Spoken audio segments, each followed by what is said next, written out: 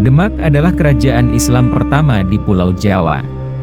Didirikan oleh Raden Patah pada tahun 1478. Raden Patah adalah bangsawan kerajaan Majapahit yang menjabat sebagai Adipati Kadipaten Bintara Demak. Ketenaran Kesultanan Demak didapat dari Wali Sangat. Karena bantuan dari daerah-daerah lain, Raden Patah memutuskan hubungan dengan Majapahit yang saat itu berada dalam kondisi yang lemah. Keputusan tersebut semakin memperkuat bahwa Demak berdiri secara mandiri dan Raden Patah mengambil gelar Sultan Shah Alam Akbar. Raden Patah merupakan penguasa kerajaan Islam yang memiliki garis keturunan Tionghoa.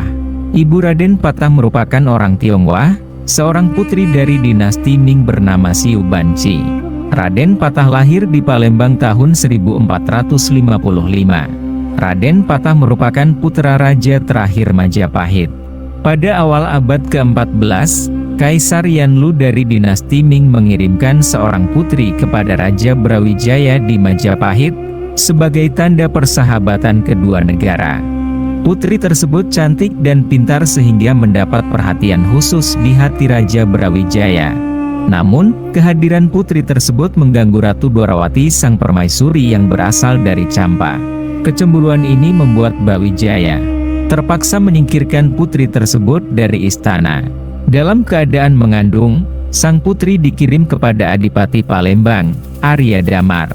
Setelah melahirkan Raden Patah, Siu Bunci kemudian dinikahi oleh Arya Damar dan memiliki seorang anak bernama Raden Kusen. Secara tidak langsung menjadi adik dari Raden Patah. Raden Patah memiliki nama kecil Pangeran Jimbun. Pada masa mudanya, Raden Patah memperoleh pendidikan yang berlatar belakang bangsawan dan politik. Selama 20 tahun hidup di Istana Adipati Palembang, Raden Patah memutuskan untuk kembali ke Majapahit bersama adiknya, Raden Kusen. Setibanya di Tuban, Raden Patah tinggal dan belajar di Ampel Denta, bersama para saudagar Muslim. Di sana beliau juga mendapat dukungan dari utusan Kaisar Cina, Laksamana Cheng Ho. Selain itu, Raden Patah juga mendalami agama Islam bersama dengan Sunan Giri, Sunan Bonang, dan Sunan Derajat. Setelah dianggap lulus, Raden Patah dipercaya menjadi ulama dan membuat permukiman di Bintara. Di Bintara, Raden Patah mengubah hutan Bintara menjadi sebuah pesantren Gelagahwangi.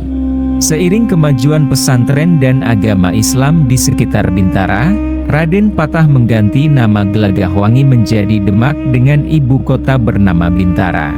Dan kerajaan Demak berkembang sebagai pusat perdagangan dan penyebaran agama Islam. Para wali dalam penyebaran Islam sangat besar.